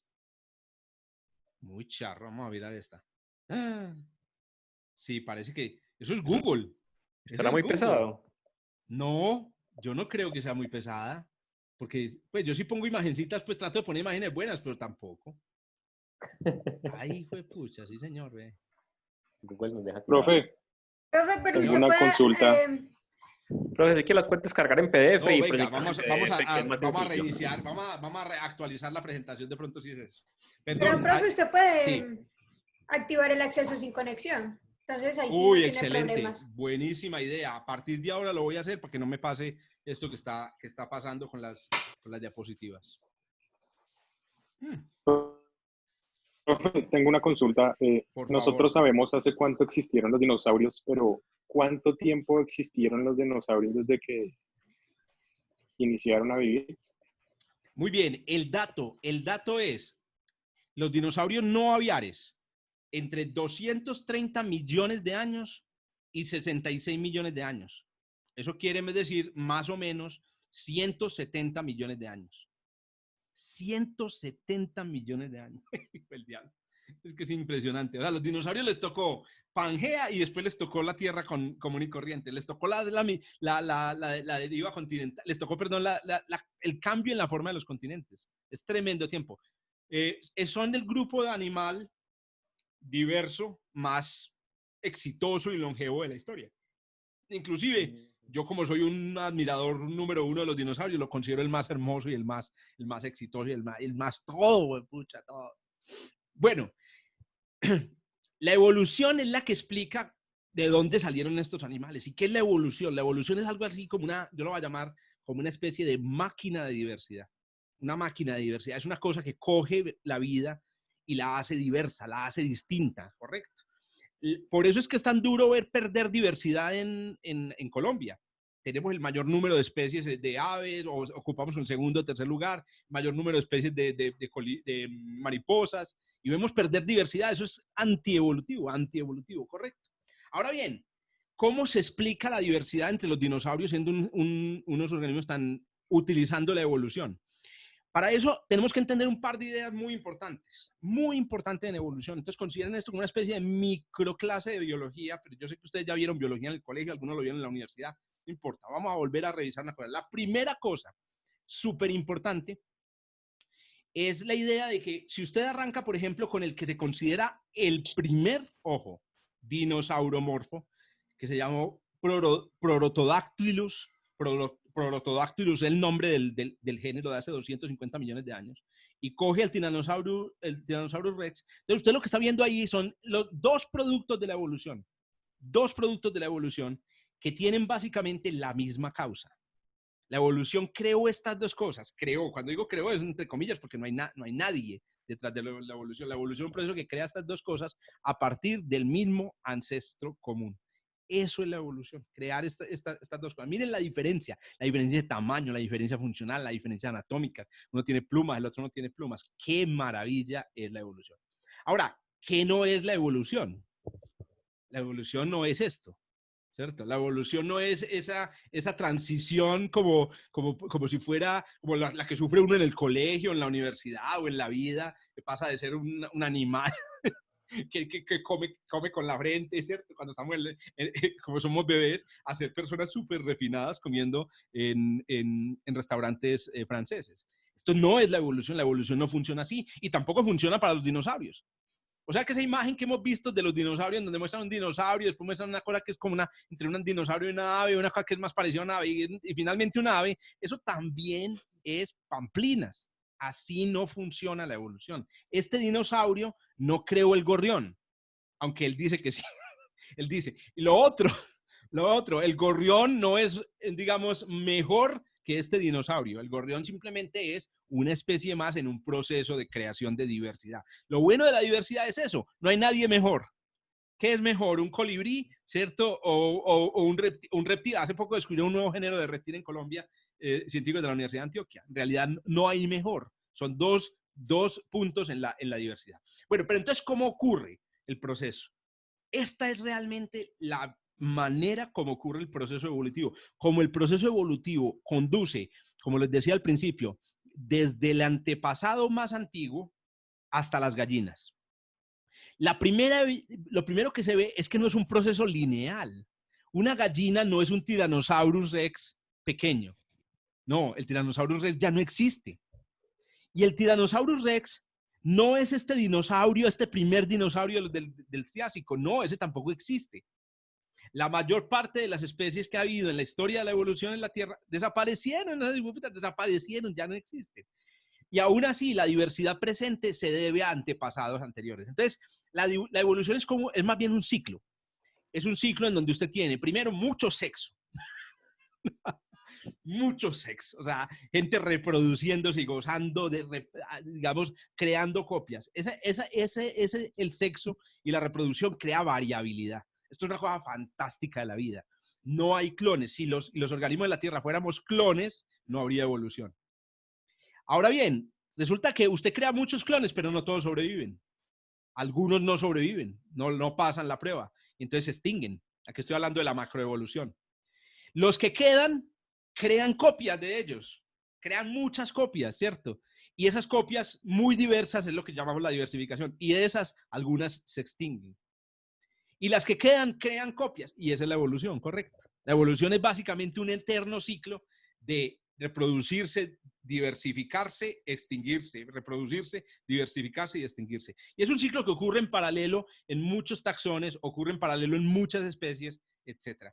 ¿Qué es entonces una gallina? Es un dinosaurio, pero no es el hijo del Tyrannosaurus rex. No, miren, si usted rastrea lo que es una gallina en realidad es el resultado de la diversificación de una especie anterior a la gallina. ¿Esa especie existe? No. Y este es un detalle muy importante de la evolución. La especie anterior a la gallina, de la que ella viene, no existe ya. Ya no existe. La especie anterior al tiranosaurio ya no existe. Entonces usted no puede decir el brontosaurio, el brachiosaurio, es la evolución de los sauropodomorfos primitivos. No. La gallina, ¿cierto? O el tiranosaurio es básicamente el producto de la diversificación de dinosaurios anteriores que desaparecieron al reproducirse. Ahora bien, hay varios elementos importantes en este ciclo. El ambiente. Uy, muchachos. El ambiente es el que determina en parte la extinción. ¿Por qué yo dije ahorita que no habrían hoy Tyrannosaurus rex? Yo les aseguro que hoy no habrían Tyrannosaurus rex. ¿Por qué? Porque no es el tiempo, no es el clima, no son las plantas en las que creció el Tyrannosaurus rex. Si la evolución hubiera continuado, hoy tendríamos una especie distinta, posiblemente dentro de la que hubiera nacido de la diversidad del Tyrannosaurus rex, posiblemente. ¿Qué otras cosas son también importantes? No solamente el ambiente, los accidentes, ya lo vimos. El Tyrannosaurus rex desapareció por un impacto de asteroide. No solo es el ambiente, correcto. Y hay otra cosa súper importante en la evolución, y es la relación con los otros. Entonces ahí se habla en biología de lo que llaman la coevolución. El ejemplo que a mí me parece más espectacular de coevolución es la coevolución de los insectos con las plantas con flores. Ustedes seguramente lo saben. Los insectos, ¿cierto? En especial las abejas, las avispas, que fueron, digamos, o algunas avispas primitivas, fueron las que ayudaron a la polinización, a la distribución, a regar las plantas, digamos, con flores por la tierra a través del proceso de polinización. Y las adaptaciones de los insectos y las adaptaciones de las plantas han ido parejitas. Es decir, cada vez que se diversifican los insectos, se diversifican las plantas. Y así, maravilloso, una belleza los fenómenos de la evolución. Entonces, miren, esta secuencia que hay aquí, por favor, bórrenla de su cabeza. Es un dibujo muy bonito, pero eso no ocurrió así. Eso ocurrió así. Eso ocurrió. Si usted quiere poner flechas, póngalas, pero eso ocurre. Uno lo que dice en evolución es que hay un ancestro común. La gallina tiene un ancestro común con el Tyrannosaurus Rex, pero no es que la gallina evolucionó a partir del Tyrannosaurus Rex. ¿Alguna pregunta sobre ese concepto? Pues. Un comentario ahí, Jorge, que eso es un proceso continuo. O sea, en este momento también la evolución está actuando sobre las especies. No es que haya uno, después otro, sino que continuamente va variando. Súper importante. El proceso, la evolución no acaba. Perdón, la evolución no se ha parado. Aunque hay unas teorías, hay biólogos evolutivos que han propuesto ideas de la evolución por etapas, por saltos. No han prosperado mucho en la comunidad biológica. Y eso indica entonces que los leones hacen parte de la evolución de las especies de mamíferos en el Kalahari, en África. ¿Eso qué quiere decir? ¿Que los leones se están convirtiendo en otra especie? No. Eso quiere decir que si dejáramos pasar el tiempo y no pusiéramos zoológicos ni vallas en África, en 10 millones de años ya no habrían leones posiblemente, sino que podrían haber 5 o 6 especies de felinos, ¿cierto? Que tuvieron ancestros comunes, digamos, entre ellos. Correcto. Entonces la evolución continúa. Ahora, hay una cosa, es que hoy en día se piensa que los avances en tecnología genética podrían ser la primera vez en la historia de la Tierra en donde la evolución tiene una modificación. Antes la evolución ocurrió como un fenómeno continuo, sin cortapisas, espontáneo, pero hoy en día con la capacidad de los humanos de cambiar la información de los organismos, podría haber, por ejemplo, yo soy de los que piensa, Jorge Zuluaga, que la especie Homo sapiens no se va a extinguir fácilmente y no va a convertirse en otra especie. Ya acabamos, es más, o posiblemente nos convirtamos artificialmente, si queremos, en otras 3 especies, por ejemplo, con viajes espaciales. Es decir, la evolución en nuestra rama del árbol de la vida cambió para siempre por nuestra capacidad para modificar los genes. Profe, no entendí muy bien la parte cuando usted comentó de la extinción, así que no entendí muy bien. Eso es como... Correcto. Entonces, lo que hay que recordar de manera elemental es que la evolución es un ciclo de reproducción, diversificación y extinción. Reproducción, diversificación y extinción. Todos los organismos se reproducen. No todos logran diversificarse, es decir, no todos logran, digamos, convertirse en formas muy diversas. Y algunos se extinguen. Y estamos en un ciclo de reproducción, diversificación, extinción, reproducción, diversificación, extinción. Cuando tú tomas una instantánea del proceso, entonces lo que tú descubres aquí es la vida que hay en este momento en la Tierra. Pero esa vida, como lo decía ahorita Alejandro, ese proceso sí continúa, ese proceso continúa. Ahora, no ocurren todos al mismo tiempo, no es que se van a poner de acuerdo, bueno, en este momento vamos a hacer una extinción. Eso sí ha ocurrido en la Tierra, llaman extinciones masivas. Hoy estamos en la 6ª extinción masiva. Pero en realidad han habido desapariciones de especies sin que haya desapariciones de otras especies. Entonces, estos pasos de este ciclo no ocurren todos al mismo tiempo. Bueno, para entender algunos fenómenos sobre lo que son los dinosaurios, sí, cuéntame. Perdón, tengo una pregunta. ¿Se sabe si entre especies de dinosaurios se reproducían, pues, como cruces, por decirlo así, o eso no pasaba? Muy, muy buena esa pregunta porque es un fenómeno que crea unos cruces genéticos que pueden dar lugar a diversidad genética muy interesante. A ver, en el caso de los animales que hay hoy en la Tierra, lo hemos visto.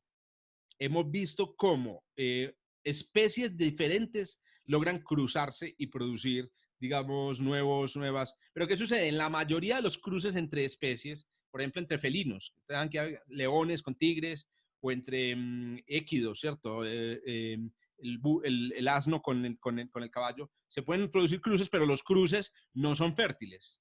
Entonces la mula no puede tener hijos, pero se han dado casos en donde sí se puede tener este tipo de situaciones. Entonces yo te respondería muy rápidamente que mi adivinanza es que sí, que hubo dinosaurios que efectivamente, siendo especies diferentes, se reprodujeron entre ellos. Ahora, no podían estar muy lejos, no podían ser muy diferentes genéticamente, porque ya si hay muchas diferencias genéticas es muy difícil. Por ejemplo, se ha hablado mucho sobre si habría posibilidad de cruzar un chimpancé con un humano, con Homo sapiens. Es posible cruzar un chimpancé con Homo sapiens. Nosotros compartimos el 98% de la información genética y parece que no es muy difícil. Ahora, ¿cuál sería el propósito? Lo que no entiende uno. Ahora, si esas cosas ocurren naturalmente en la naturaleza, sí. Por ejemplo, nosotros nos cruzamos con otra especie y están nuestros genes. Con Homo sapiens, con Homo neanderthalensis nos cruzamos. Entonces nos reprodujimos y los hijos tuvieron hijos. Bueno, entonces, ¿qué sucede? La evolución es esto, la evolución es crear diversidad a partir de ese ciclo interminable. Ahora, hay unos fenómenos en la evolución que son súper importantes entenderlos para entender cómo los dinosaurios surgieron y tienen la diversidad que tienen. Las próximas 3 sesiones de este curso, esencialmente, son contar la diversidad que creó la evolución en el Mesozoico. El primer mecanismo, el mecanismo básico, es el mecanismo de la mutación. ¿De dónde salieron todos esos hijuepuchas dinosaurios? ¿Por qué salieron todos esos hijuepuchas dinosaurios? Porque cada vez que usted se reproduce, crea copias nuevas de organismos completamente nuevos. Entonces ustedes pueden ver todos estos gaticos, tienen más o menos el mismo pelaje. Ustedes saben que eso es una mezcla entre los genes de sus padres, ¿cierto? Pero hay un gatico aquí con un pelaje raro. Entonces hay 2 posibilidades, que este pelaje simplemente aparece dentro de las mezclas de los padres, puede aparecer este pelaje, pero también puede suceder que durante el momento de la concepción, durante el momento de la aparición del óvulo y del espermatozoide del papá, se creó un cambio en un gen que modificó el patrón del pelaje. Y esa mutación introdujo diversidad en una camada. La diversidad es lo que... ¿Se acuerdan? Ahorita lo mencionaba, los dinosaurios. ¿Cuál fue el ejemplo que di? Un día nació una camada y en esa camada habían dinosaurios que aguantaban, ¿qué? Se me olvidó. No, lo mencioné con los blanquitos. Los negritos que fueron para Europa. Y entonces todos se morían porque no producían vitamina D. Y un día se produjo una camada y nació un blanquito. Todos los hermanitos lo gozaban. El blanco, el raro. Y resulta que ese fue el que tuvo novia, se casó y tuvo hijos. La mutación, primer mecanismo. Bueno, el segundo mecanismo que ustedes lo conocen súper es el mecanismo de la selección natural. Correcto. Que a propósito, la selección natural es la que explica por qué los dinosaurios aviares se diversificaron. La evolución creó la diversidad de dinosaurios aviares. ¿Qué es la selección natural? La selección natural es lo mismo que decía ahorita, es los organismos que nacen con ciertas características pueden soportar, por ejemplo, estas condiciones. Las aves tenían unas características al final del Cretácico que no les otorgaban ninguna ventaja, no mucha ventaja. Cayó el asteroide, eso se llama un evento de extinción, y ellas podían volar y escaparse del fuego. Con el tiempo desaparecieron la diversidad de los dinosaurios no aviares y quedaron estos que empezaron a reproducirse y a crear otros con las mismas copias de sus genes. ¿Correcto? Eso es selección natural. Hay una fuerza externa, en este caso un desastre, puede ser, por ejemplo, el ambiente con las jirafas, la selección natural creó las jirafas de cuello largo, etc. Uno muy interesante que tiene que ver con los ceratópsidos. Los ceratópsidos, de los que vamos a hablar en la última sesión, es los cuellos de botella genéticos. Siempre uno piensa en evolución y piensa en selección natural, pero no siempre hay selección natural. A veces es simplemente el azar. ¿Y cómo funciona el azar? Miren qué pasó. Resulta que hace 70 millones de años, por los movimientos de los continentes, se conectaron Norteamérica con Asia a través del estrecho de Bering. Ve que a propósito, por ahí pasaron también los humanos a América. Y entonces algunos ceratópsidos asiáticos pasaron por el estrecho de Bering. Distintas especies, muchas especies diferentes pasaron, correcto. Entonces, ¿qué sucede? Hay una población muy diversa y solamente un grupo pasa. En ese grupo hay unos de un tipo y hay otros de otro tipo. Pero ¿qué pasa? Ellos empiezan a reproducirse entre ellos y empiezan a tener hijos y empiezan a tener hijos y con el tiempo resulta que uno de los tipos de organismo que hay en el grupo, en la población fundadora, termina dominando sobre los demás. Y en ese momento hay un evento de especiación. ¿Qué significa? Se crea una especie nueva. Estos organismos, después de muchos millones de años de vivir en Norteamérica, si usted se los llevaba en helicóptero para Asia, no eran capaces de tener hijos ya con los de Asia. Se crearon nuevas especies. Y entonces ahí uno entiende una fuerza súper importante en la biología y en la diversificación de los dinosaurios. La migración de los continentes. El movimiento de los continentes fue una fuerza evolutiva poderosa en la evolución de los dinosaurios. Bueno, y el último concepto que quiero mencionar hoy, si no tienen preguntas sobre el anterior, sobre la evolución, que es un concepto, lo que acabo de mencionar, son cosas muy generales de biología. No quiero tampoco dar a entender que es la mejor manera de presentar la evolución o la manera, digamos, más correcta, pero es la manera como nos podemos entender algunos fenómenos evolutivos interesantes. Bueno, y el último concepto entonces tiene que ver con cuando decimos dinosaurios. Cuando uno dice dinosaurios, le importaban los tiranosaurios eso. Y usted va donde un tiranosaurio, se va en un viaje en el tiempo, una máquina del tiempo, llega donde un Tyrannosaurus Rex y le dice, tú eres un dinosaurio. ¿Y qué pasa? ¿Qué le dice a uno el Tyrannosaurus? Inmediatamente lo come porque está hablando mucho. Es que está hablando mucho. Se lo comió mi hijo. A los tiranosaurios les importaba un forro ser dinosaurios. Les importaba un forro. A los que nos interesa es a los seres humanos. Entonces la idea del dinosaurio es una idea humana, pero como la utilizamos para entender la evolución, entender la historia de la vida, pues es una idea que hay que entender bien. Porque vamos a utilizarla todo el tiempo en las próximas sesiones. Todo el tiempo vamos a estar refiriéndonos a la manera como los dinosaurios, diga, pues, ya me estoy diciendo dinosaurios, como los humanos clasificamos los dinosaurios. Entonces hay un área en la biología que se llama la filogenética. La filogenética. Y a propósito, la filogenética y la clasificación de los dinosaurios no solamente es una curiosidad de ponerle nombre a los dinosaurios, es también la prueba de la evolución.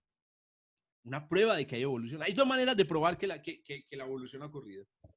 La primera es con la genética.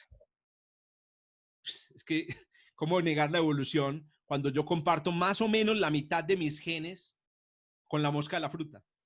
¿Cómo voy yo a decir que la evolución ocurrió? ¿De dónde la mosca de la fruta se hackeó la mitad de mi genética? No jodas, ¿cierto? El genotipo es compartido. Con los chimpancés, 98%. Entre los humanos, 99.97% del genotipo es compartido entre los humanos. No existen razas de humanos ni hay subespecies en los humanos. Hay diversidades culturales, algunas diversidades morfológicas, pero no hay subespecies entre los humanos. Pero la otra manera de saber que hay evolución es a través de la manifestación de los genes, en una cosa que se llama el fenotipo. Entonces, miren estas tres cabezas. Esas tres cabezas fueron reconstruidas utilizando cráneos de Homo, ¿cierto? Encontrados en cavernas, increíble, reconstruidas. Lo reconstruyen porque, por ejemplo, este tenía un hueso muy, muy pronunciado, le ponen los músculos y entonces eso produce esta gigantesca estructura aquí. Cuando usted ve las estructuras morfológicas de estos tres organismos, usted dice, pucha, la evolución creó esta diversidad. La evolución creó esta. Recuerden que no se trata de que este se convirtió en este. Acuérdense, en eso no es así. Este existió en una época en donde habían muchos como él y otros diversos. Y por ejemplo, nosotros hoy, en el presente, estamos en la época de menor diversidad del género Homo. Solo hay una especie del género Homo, Homo sapiens. Pero hace 40.000 años, hace 50.000 años, podían haber hasta 3 especies de género Homo. Entonces, básicamente, nosotros en realidad, si uno fuera a verlo técnicamente, nos estamos extinguiendo, ¿no? Se están acabando. Por favor. El otro que es del Homo sapiens. Listo. Entonces está Homo sapiens, Homo neanderthalensis, Homo erectus. Eso es el Homo erectus y el Homo sarentensis. Neanderthalensis. Neanderthalensis. ¿Sabemos cómo se extinguieron? ¿O cuándo? Sabemos cuándo. ¿Cuándo, entre comillas? Porque no volvimos a encontrar más cráneos ni más huesos de él. Y eso fue más o menos hace 35.000 años. Sí, sabemos cómo se extinguieron. ¿Por qué se extinguieron? No sabemos, pero tenemos teorías. La teoría que a mí más me gusta es que no sabían construir agujas. Esa me encanta. Los humanos aprendimos a construir agujas y nos hicimos mejor ropa. Y la ropa nos dio ventaja en el frío europeo. Es la teoría que a mí más me gusta, pero entonces ustedes saben pues que teorías pueden surgir. Otros dicen que no eran, tenían solamente grupos pequeños. Otros, por ejemplo, tienen una teoría muy bonita, también muy interesante, y es que se reproducían entre familiares. Tenían grupos muy pequeños, entonces los primos tenían hijos. Y eso es una fuente de disminución en la diversidad. En cambio, los Homo sapiens tenían grandes comunicaciones, se comunicaban y se reproducían hasta con otras especies de los Homo sapiens. Y qué joyitas, qué joyitas. Bueno, entonces, rápidamente, porque ya se me acabó el tiempo. Oye, ¿cómo pasa el tiempo, muchachos? Y yo hable, nada que ustedes pueden decir, nada, qué vergüenza con ustedes. Pero bueno, ahí me iré arreglando con el tiempo. Bueno, quería decirles que no hay necesidad de tener el genoma de los dinosaurios para saber cómo se relacionan evolutivamente. Bastan las características anatómicas. Hay un tipo de características súper importantes entre los animales que llaman las características homólogas. Ahorita que hablábamos con Gerardo de los murciélagos. Miren, los brazos y los dedos son características homólogas. ¿Qué significa? Miren, si usted ve un esqueleto de un pterosaurio, miren cómo era un esqueleto de un pterosaurio. Y miren el esqueleto de un ser humano. Y miren el esqueleto de un murciélago. Y miren el esqueleto de un ave. Pues pucha. Esas son características homólogas. ¿Qué significan homólogas? Que los genes para fabricar ese brazo estaban en nuestros antepasados. Ahí estaban. Inclusive para fabricar alas, tal vez. Bueno, las alas realmente son otro tipo de características. Las alas son lo que llaman rasgos evolutivos convergentes. Es decir, en los genes de los mamíferos no están los mismos genes para fabricar alas de aves. Pero las necesidades ambientales de los murciélagos eran similares a las necesidades ambientales de los dinosaurios que produjeron estas alas. Entonces aparecieron este rasgo, o este rasgo fue seleccionado por la evolución. Un día nació un dinosaurio con alas y resulta que podía cazar más zancudos, vivió, tuvo hijos y ahí empezaron.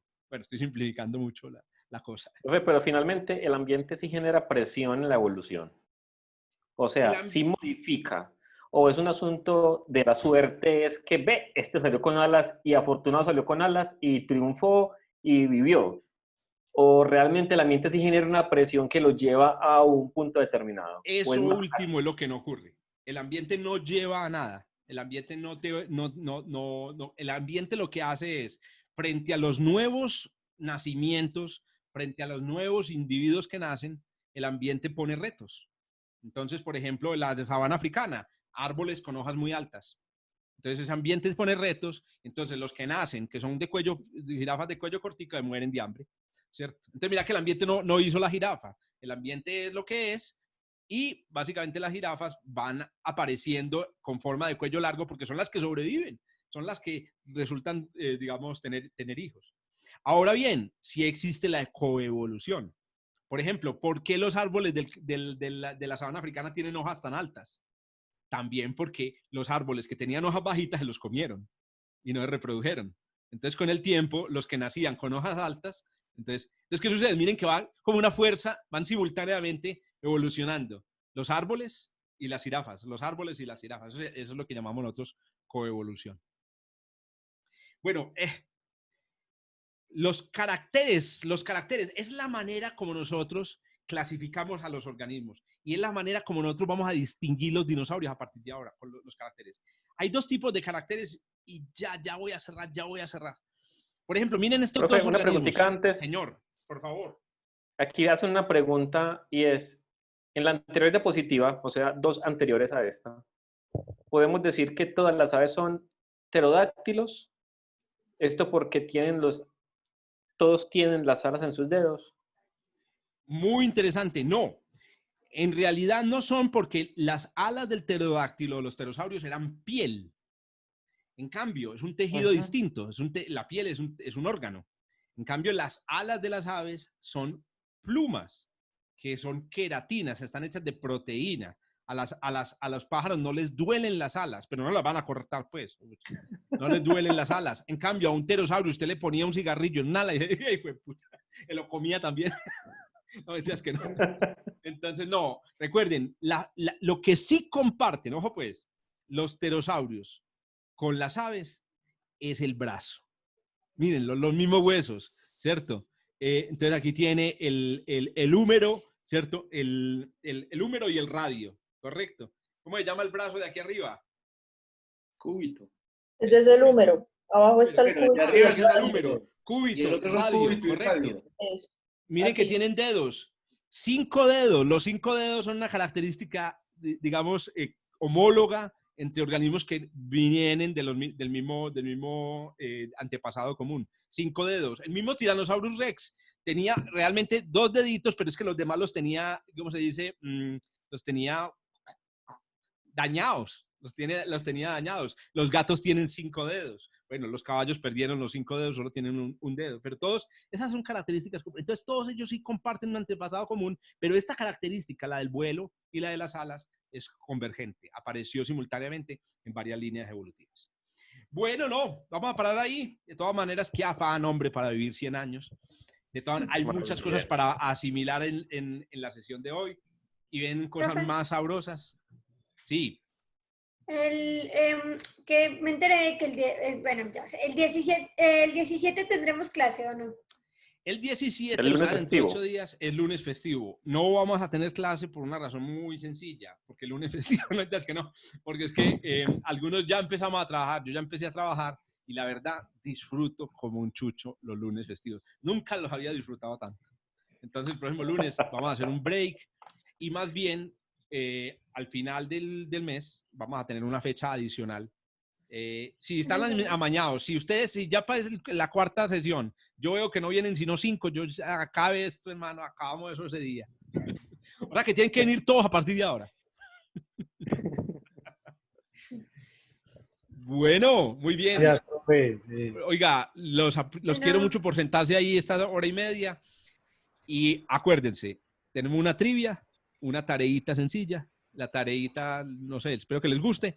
Y los que no quieren, nos vemos en 15 días a seguir conversando. Una pregunta, Jorge. Por favor. ¿La trivia la estás mandando por dónde? ¿Por el correo? No, la trivia está en las memorias del curso. Ok. Profe, ¿puedes repetir? La última vez no tenía esto, entonces... Correcto. Profe, ¿puedes repetir con la pregunta sobre el pterodáctilo y el murciélago y el ave? Disculpa. Muy sencillo, ojo. Pterodáctilo y ave vienen del mismo ancestro común. Se llamaba un tetrápodo. Tetrápodo, ese es el nombre que recibe la clase de organismo del que derivaron tanto los pterodáctilos como las aves. Pero en los genes del primer tetrápodo que hubo en la Tierra, que se llama Lictiostega, pues el primero conocido, que fue el primer, entre comillas, pez que caminó en la Tierra, en los genes de ese tetrápodo no estaban las alas. No estaban las alas. Las alas aparecieron por separado en sus descendientes, pterodáctilos o pterosaurus, en las aves, o sea, dinosaurios, y en los mamíferos, o sea, en los murciélagos. Aparecieron por separado. Se lo inventaron por separado. Es como si tú tuvieras dos comunidades, los indios en el Amazonas y los europeos, y los dos. Por ejemplo, hay un ejemplo de evolución convergente tecnológica. A ver si alguien lo sabe. Un invento que ocurrió en Europa, y en Eurasia en realidad, y en América, por separado. Un invento. Dígame en uno, hay varios, pero dígame en uno. Nadie le contó. ¿Cómo? La rueda. La rueda, correcto. Nadie le contó a los aztecas y a los mayas cómo se hacía un carro con ruedas, y tenían carros con ruedas. Correcto. Creo que también los incas hicieron carros con ruedas. Entonces son invenciones que se producen simultáneamente porque hay necesidades similares. Entonces, claro, los mayas, los aztecas tenían que mover a sus esclavos porque eran unos esclavistas terribles, terribles, pavorosos, ¿cierto? Llegaban a matar 300.000 personas en un año a su dios, correcto. Entonces tenían que mover un montón de gente y los otros tenían que mover piedras para, digamos, enterrar a sus semidioses. Entonces los dos tenían la misma necesidad. Lo mismo sucedió con los pterosaurus y con las aves. Bueno, muy bien. Nos vemos entonces. Chao, chao. Bueno, chao. Chao a todos. Feliz noche. Gracias. Feliz noche. Hasta luego. Feliz noche. Chao, En feliz 15 noche. días. Gracias. Hasta dentro de 15. Profe, otra evolución convergente, el cálculo en Newton y Leibniz. Chao. Ambos por caminos separados. Claro que ahí las cosas, ellos tenían unos antecedentes griegos comunes. No, ¿sabes cuál es otra? La agricultura. La agricultura. Ah, sí. Sí, la agricultura. Y espérate que, bueno, la navegación también ocurrió en muchos, el invento de la canoa, ¿cierto? El pues diseño como de la todos los elementos canoa. de flotación, pues, como para Exacto. transportarse encima del agua. Exacto. Bueno. Fue muy chévere. Pacho, Profe, muchas gracias por tu compañía, te cuidas, hermano, y por profe. ayudarme. Igualmente, Feliz hermano. noche. Es un placer Chao, para chao. mí. Chao, profe.